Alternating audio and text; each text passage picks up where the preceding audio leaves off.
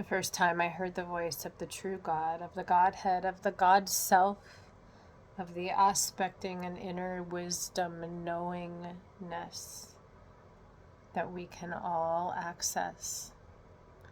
A divine line straight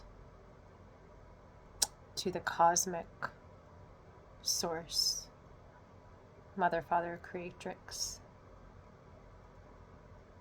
I was standing in a bookstore with my children, and I heard this voice that sounded like mine in my head, but it wasn't mine. It wasn't the voice of the inner monologue. It was me, but more than me. And I heard,